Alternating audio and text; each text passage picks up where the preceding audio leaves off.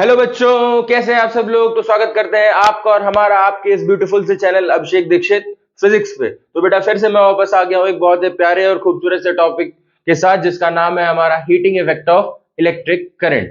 मतलब जब भी किसी वायर में हमारा करंट फ्लो करता है तो एक टाइप का फिनोमेना इफेक्ट शो करता है, हाँ है ना।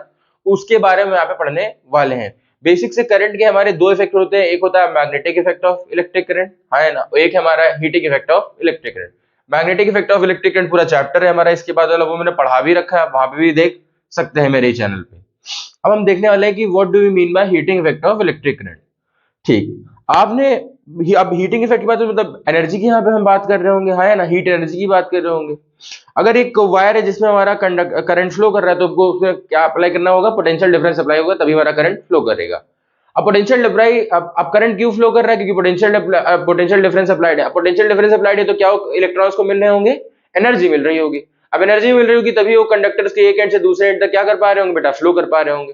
तो इसीलिए मतलब एनर्जी करंट इलेक्ट्रॉन्स को भी रिक्वायरमेंट है एक एंड से दूसरे एंड तक मूव करने के लिए। इसके वेरियस आपने फिनोमेना से हमारे देखेंगे, जैसे आपने देखा है हमारा जो इलेक्ट्रिक बल्ब होता है ना, ये जैसे हीटिंग इफेक्ट इलेक्ट्रिक बल्ब हो गया, और हमारा ये इलेक्ट्रिक आयरन जो हमारा है, ये मेरा फेवरेट वाला इलेक्ट्रिक आयरन इसी कंसेप्ट पे बेस्ड है हमारा। फ्यूज जो आपके घर में फ्यूज लगा है, एमसीबी जिसे आप कहते हो, मिनिएचर सर्किट ब्रेकर, ये सब हमारे इसी बेस्ड है। क्लियर है कि नहीं क्लियर है? तो चलिए अब हेडिंग लगाते हैं। आज हम सबसे पहले पढ़ने के वाले हैं वो हम देख लेते हैं, टुडेज गोल। टुडेज गोल हमारा क्या होने वाला है? आज का पहले हमारा गोल वाला है heating effect of electric current. Heating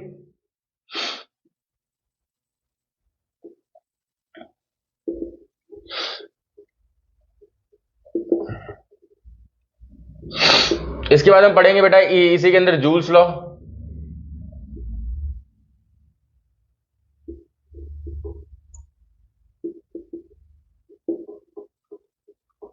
फिर तीसरा हम लोग पढ़ने वाले हैं एप्लीकेशन।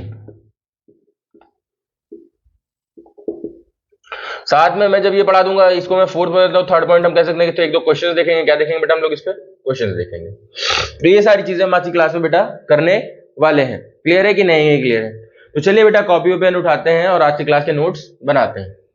तो आज का जो बेटा हमारा टॉपिक है वो आपको आप समझ ही गए होंगे हम क्या चीज पढ़ने वाले हैं। चलिए हेडिंग लगाते हैं, heating effect of electric current. क्या है heading? Heating effect of electric current.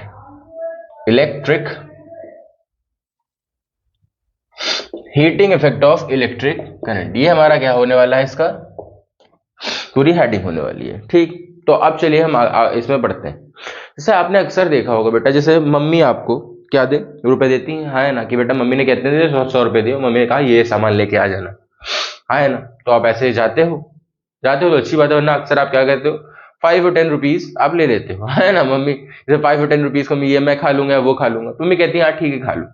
तो आप 100 रुपीज मम्मी ने दिए, 80 का सामान, मतलब 10 रुपीज से, तो आपने 10 रुपीज की क्या ले ली बेटा, चॉकलेट ले ली खाने के लिए, हाँ है ना। मतलब जो 100 रुपीज का यूटिलाइजेशन था वो पूरा 100 रुपीज का यूटिलाइजेशन नहीं हुआ।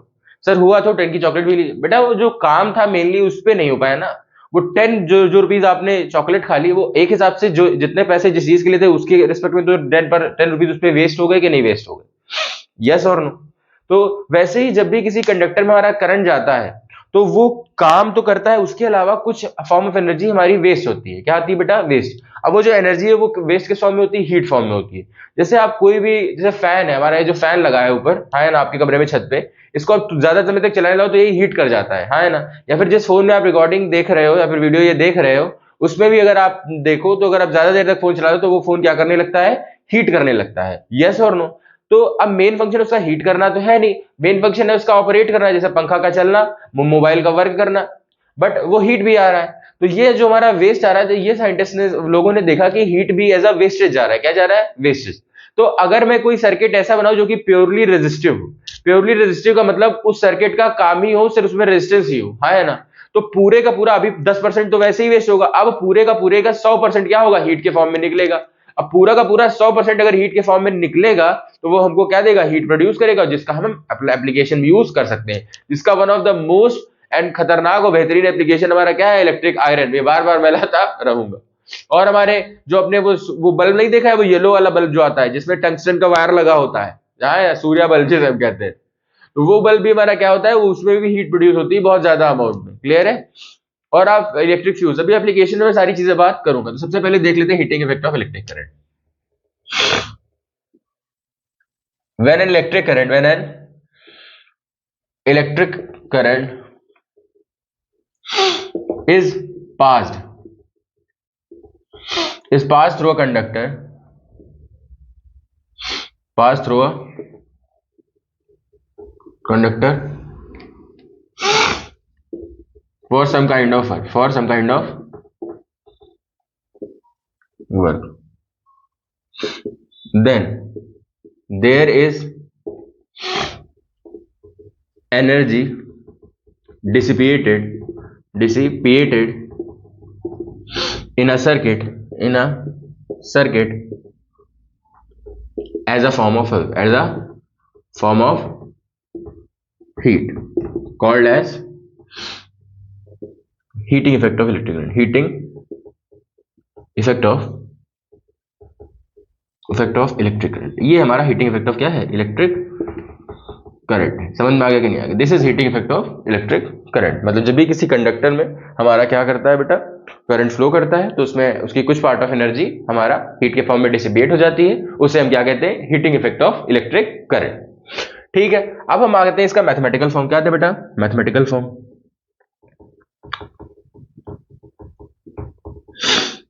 देखो फिजिक्स को आसान बना दी मैथ्स। कहते हैं अगर physics is the king of subjects then maths is the queen, है ना। मैथ्स हमारी क्वीन होती है, रानी होती है। क्लियर? जैसे राजा को जहां पे दिक्कत होती है रानी आती है, काम आसान कर जाती है। चेस में भी देखो रानी का कितना बड़ा इंपॉर्टेंट रोल होता है।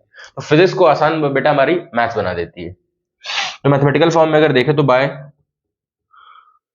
पोटेंशियल, बाय इलेक्ट्रिक पोटेंशियल, अगर इलेक्ट्रिक पोटेंशियल देखा तो V इज इक्वल टू क्या होता है बेटा हमारा, W बाय क्यू। तो W इज इक्वल टू क्या हो जाएगा बेटा, V इंटू क्यू। अब आपने पढ़ा आएगा, सिंस Q इक्वल टू क्या होता है, IT, है ना। तो W इज इक्वल टू क्या हो गया, VIT। यही हमारा फॉर्मूला बन गया, इसका मैथमेटिकल फॉर्म बन गया, जो मैं कहना चाह रहा था। अब मैं ये यहीं पे दिखा देता हूं। अब hair work is in the form of heat energy। तो W इज इक्वल टू क्या हो जाएगा, H। तो H इक्वल टू क्या हो जाएगा बेटा, VIT। समझ में आ गया कि नहीं आ गया? तो ये इसका हमारा एक फॉर्मूला हो गया। अब इसके और भी फॉर्मूले हम लिख सकते हैं। और फॉर्मूला क्या लिख सकते हैं, अगर मैं बोलूं कि V इक्वल टू क्या होता है बेटा, IR, है ना। तो H इक्वल टू क्या हो जाएगा, हमारा I स्क्वायर RT। और अगर मैं बोल दूं I equal to V slash R, एक तो ये फॉर्मूला हमारा हो गया। अरे बेटा simple V equal to IT था, तो मैंने V की जगह क्या रखा, IR रखा। तो I इंटू आई क्या हो गया, I स्क्वायर हो गया, और R आ गया, T आ गया। तो अगर ये हो जाएगा तो H इक्वल टू हमारा क्या हो जाएगा बेटा, हमारा I की जगह मैं रखूँ V बाय R। तो इस I की जगह मैं V बाय R रखूंगा, तो V इंटू V क्या हो जाएगा, V square by R into T। तो ये हमारे क्या हो गए, इसके फॉर्मूले बन गए। क्या बन गए बेटा, इसके फॉर्मूले बन गए। तो एक फॉर्मूला आप यहां से भी कह सकते हो। तो अगर मैं टोटल बोलूं तो मैं हीट एनर्जी और वर्क एनर्जी को हम क्या लिख सकते हैं बेटा, सबसे पहले हम लिख सकते हैं VQ इज इक्वल टू, लिख सकते हैं VIT, capital I small I जैसे आप लिखना चाहो, VIT। फिर हम क्या लिख सकते हैं, I स्क्वायर RT, और हम क्या लिख सकते हैं, V square by R into T। तो ये सारे फॉर्मूले हैं हमारे heating effect of electric current के। समझ में आ गया कि नहीं आया? ये मैथमेटिकल फॉर्म है, और इसी मैथमेटिकल फॉर्म को हम क्या लिखते हैं, joules law of heating effect. Joules law of heating effect clear है कि नहीं क्लियर है? जूल्स अगर मैं लिखना चाहूँ, by H is equal to I square RT। ये जो हमारा लॉ है यही हमारा देता है हीटिंग इफेक्ट ऑफ इलेक्ट्रिक। ये हमारा क्या कहता है, यहां से वो क्या मिलता है, joules law of heating effect. क्या मिलता है, joules law of heating effect, जो कि हमारा क्या कहता है, states that joules law heating effect, heating effect of electric current होगा, पूरा वही हेडिंग है। तो उसका पहला पॉइंट कहता है the heat produced is directly proportional is in a conductor, या फिर in a conductor is directly proportional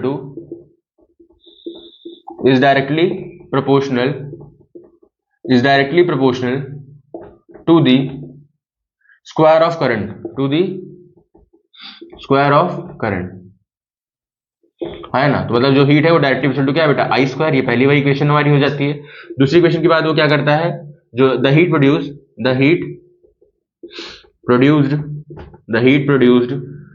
in a conductor is directly proportional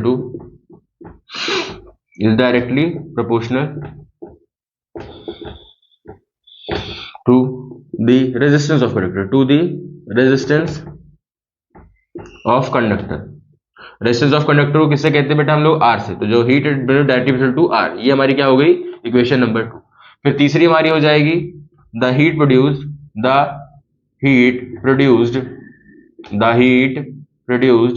in a conductor is directly proportional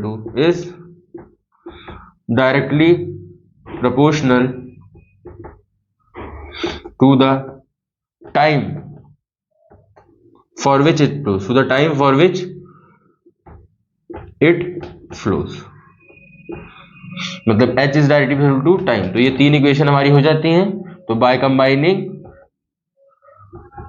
1, 2 and 3 we get, हमको क्या मिलता है, h is equal to I square R T. बेटा ये ध्यान रखना कि जब भी आपको Joule's law of heating effect explain करना हो तो इन 3 पॉइंट्स है और यही इक्वेशन में लिखना।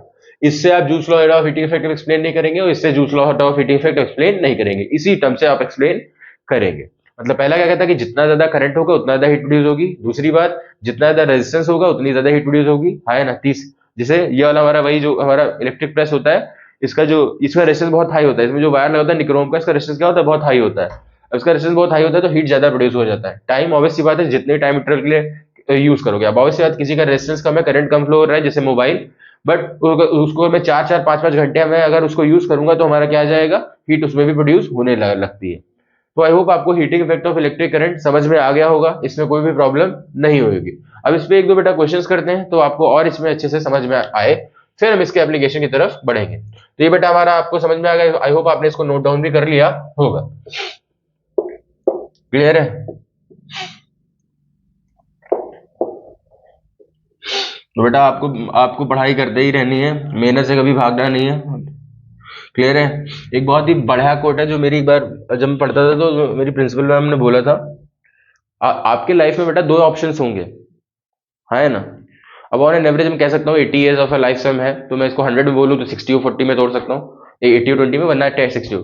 You have a 2 option in your life, either you can work hard for first 20 years and relax your last 60 years, है ना। क्लियर है कि नहीं क्लियर है?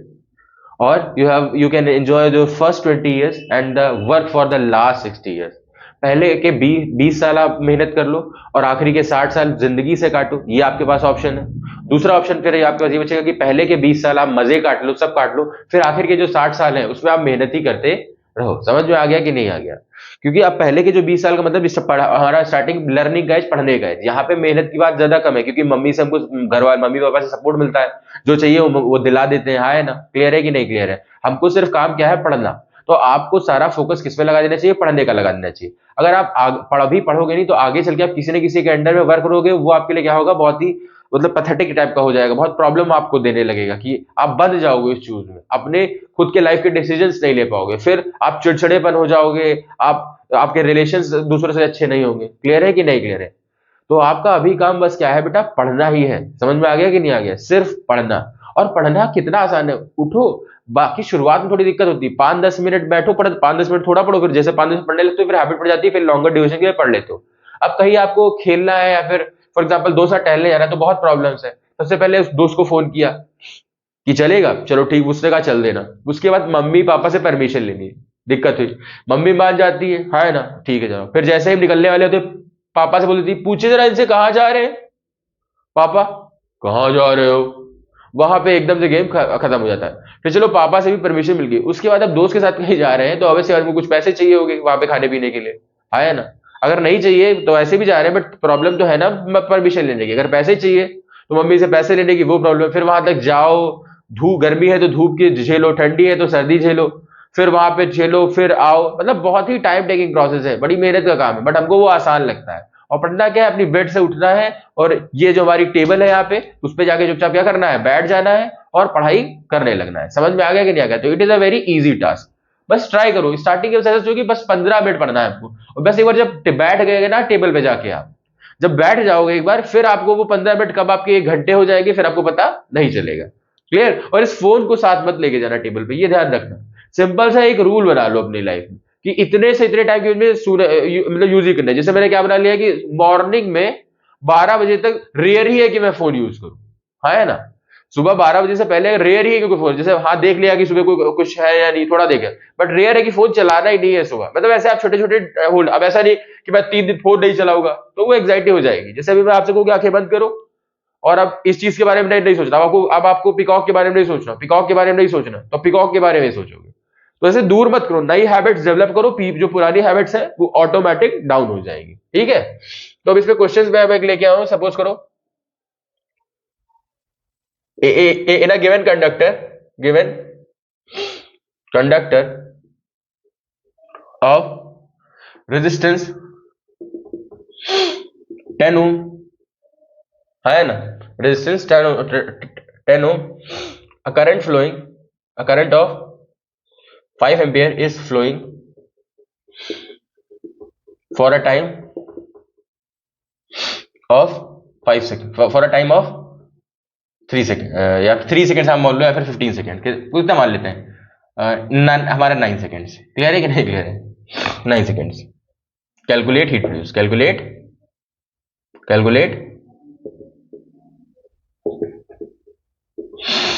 Heat produce. तो आपको सबसे पहले कुछ सॉल्यूशन आपको बताना है कैसे। सबसे पहले गिवन लिखना है, गिवन में क्या क्या लिखा है उसी हिसाब से आप फॉर्मूले लगाओगे। गिवन में आपको क्या लिखा है बेटा, मेरे हिसाब से क्या दिया है, आर दिया है 6, हमारा 10 ओम है, ये 10 है बेटा। आपको और क्या दिया है बेटा, करंट दिया है 5 एम्पियर, आपको टाइम दिया है 9 सेकेंड। आपको फाइंड क्या करना है, हीट फाइंड करनी है। तो हीट हमको निकालनी है, तो हमारा क्या हो जाएगा, H equal to I square R T. तो आई कितना है बेटा हमारा 10 का स्क्वायर हो गया, इंटू आर कितना है 5, इंटू टी कितना है 9। तो ये कितना हो जाएगा 5, ये 100 हो जाएगा, ये 5 9 45 हो जाएगा।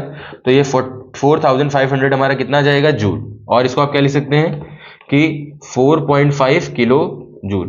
बेटा हाँ, ये बात मैंने नहीं बोली कि इसकी एसआई यूनिट क्या होगी बेटा, एनर्जी थी। तो आई होप आपको ये चीज क्लियर हो गई होगी। कोई भी एनर्जी हो उसकी एसआई यूनिट हमारी क्या होती है, जूल ही होती है, उसमें कोई इफ एंड बट नहीं है। तो आई होप आपको ये क्वेश्चन समझ में आ गया होगा कि कैसे सिंपल क्वेश्चन करने हैं। एक मैंने क्वेश्चन आपको तभी इसमें बता दिया। ऐसे ही आपको जब आपको वी दिया हो, आई दिया हो, टी दिया हो तो आप ये लगा ले। जब आपको पोटेंशियल डिफरेंस, रेजिस्टेंस और आपको टेम्परेचर टाइम दिया हो तो ये लगा ले। और जब आपको पोटेंशियल और चार्ज दिया हो तो आप डायरेक्ट ये लगा ले। आप किसी से भी कर सकते हैं। ठीक है? तो आई होप आपको ये क्वेश्चन समझ में आ गया होगा। Heating effect of electric current, उसमें न्यूमेरिकल भी आ गया होगा। अब इसके लास्ट टॉपिक की तरफ हम अग्रसर होते हैं, जिसका नाम है एप्लीकेशन। क्या है बेटा, application of heating effect of electric current. हमारा टॉपिक का नाम क्या है बेटा, application of heating effect of electric current. क्या है बेटा हमारा, इसी में मैं लिखे दे रहा हूं। हमारा क्या है, एप्लीकेशन। क्या है, application of heating effect of electric current. Heating effect of electric current के एप्लीकेशन की बात कर रहे हैं। तो सबसे पहला एप्लीकेशन इसका बेटा हमारा वही है, filament of electric bulb. Filament of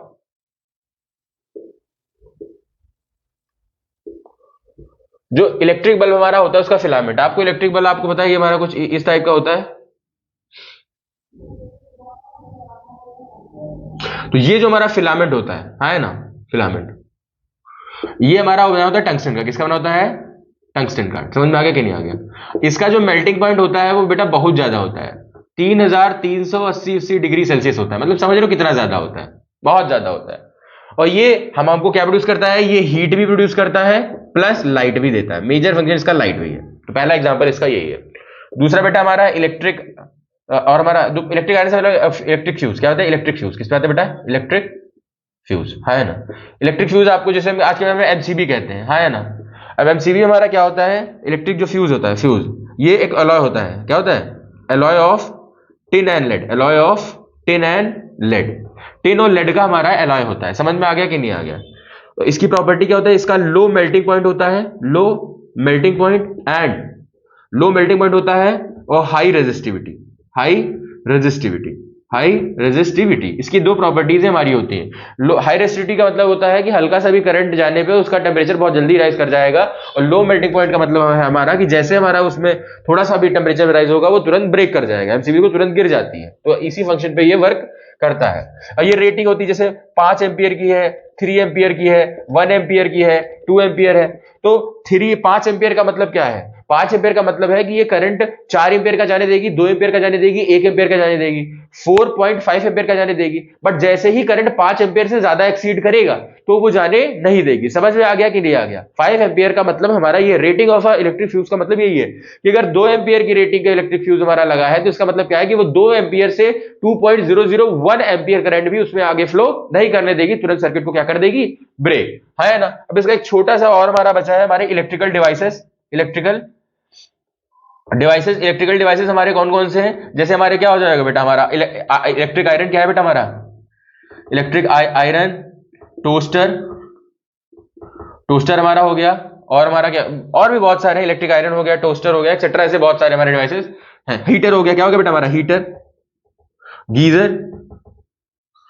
geyser जो शायद वाई होगा इसमें, वाई, समझ में आ गया? गीजर हो गया, ये सब हमारा हो गया इलेक्ट्रिक आयरन। आपको फिर से एक बार दिखा देता हूँ, बहुत ही खास है, हमेशा मेरे साथ ही रहता है, आसपास ही रहता है, मेरे रूम में जरूरत पड़ती रहती है। तो ये हमारा इसका कंसेप्ट था। क्लियर है कि नहीं क्लियर है? तो आई होप आपको heating effect of electric current समझ में आया होगा। उस पे एक जो लॉ बनता है, joules law of heating effect, वो भी आपको समझ में आया होगा। ये पूछा गया, इसको 5 स्टार क्वेश्चन मार्क कर लीजिएगा, और उसके एप्लीकेशन भी समझ में आ गए होंगे। ठीक है, आई होप आपको क्लास समझ में आई होगी। कोई प्रॉब्लम होगा तो कमेंट सेक्शन में आप कमेंट कर सकते हैं। और फिर से मैं आपको कहूंगा, आपका काम बस एक है, बस मन लगा के पढ़ना। तो पढ़ाई करते रहें। All the very best.